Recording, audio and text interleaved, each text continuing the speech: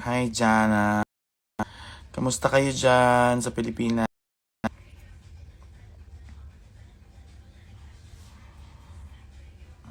Shih Tzu.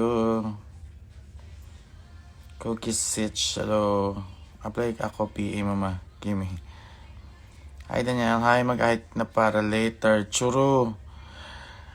Meron ka bang printing shop dito? Hi, ate. Ohio. Hi, Ash. Hi, Casey. Hey, Adriana. Mabuti naman yung binti ko. Ito medyo ang laki ng muscles. Hey, thank you, Dario. How is you, madam? I'm doing good. Kayo, kamusta kayo dyan sa Pilipinas? Yes, paprint sana ako ng photo para mamaya sa show, sa meet and greet. May alam ka ba? Like yung mga 9R size. Like mga ganito. Shit. Gusto pa lang. Baka kasi mabitin tong pinadala kong convenience store talaga. Mga ganito kalalaking picture. Malalaki. Konnichiwa. Yeah. Gusto na ako ng pictures later. 30 lang yung napaano ko eh. 30 lang yung napa-develop ko para tonight.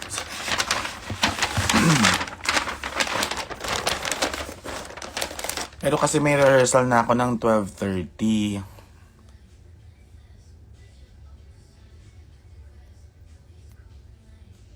Pwede after.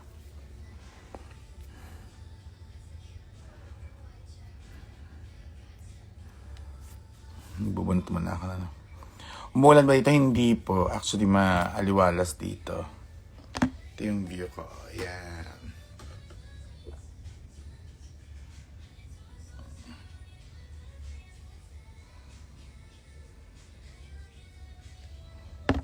Yun.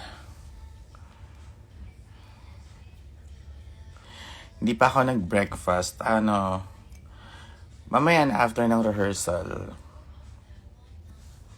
I know, alam nyo ba, for the past, siguro sa buhay ko, 38 years, 2 beses lang kami nabaha sa bahay namin. Pinasok kami ng baha sa bahay namin. Tapos ito yung pangalawa. Hanggang bewang daw yung baha sa amin, sabi ni Janjan.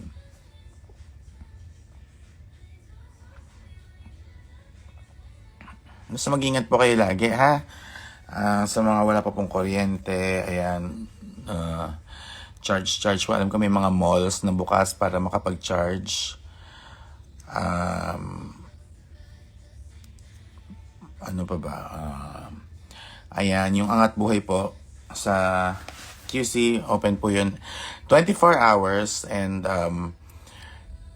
kung meron pa kayo mga lumang gamit, lumang damit, tsinelas, unan, kumot, tuwalya, ayan. Napaka-importante po ng mga bagay niyan para sa mga tao po na nasalanta ng bagyo. So please, tingnan niyo po yung mga cabinet ninyo. Baka meron kayong mga damit dyan hindi na ginagamit o nakatambak lang pala sa bahay. Ito po yung tamang oras para i-dispose sila. Pero ang pag-dispose po ng mga gamit na yan, ipupunta po sa napakagandang cause sa ating mga kababayan po na nasalanta ng bagyo. So please, kung wala po kayong ginagawa ngayon, please tingnan niyo yung mga cabinet ninyo, yung mga gamit ninyo. Kung meron kayong mga luma dyan na nakatambak lang na pwede magamit ng mga tao po na nasalanta ng bagyo, please, ayan, papadala nyo lang po yan sa Angat Buhay po sa QC. 24 hours po silang nakabukas. Ayan. So, ayun lang. Nag-hi lang ako sa inyo at nag-check lang din ako. Pero please po, mag-ingat po kayo lahat sa bagyo, sa baha. Nako, uso pang sakit ngayon. Kaya please, huwag na po masyadong lumabas huwag po masyadong lumabas tuloy. Huwag po masyadong pagala-gala. Stay lang po sa place na kasama niyo ang family niyo. Kaya please,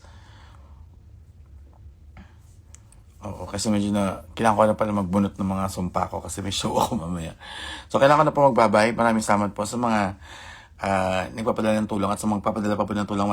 Maraming salamat po sa inyo. Wala na ulan dito. Thank you, Lord. Diyos ko.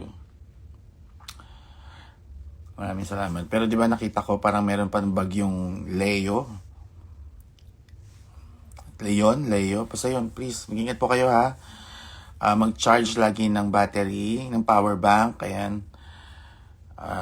Yun lang po, ingat po kayo lagi. And mag-live po ako mamaya kasama ko sila Nymphia and si Jada.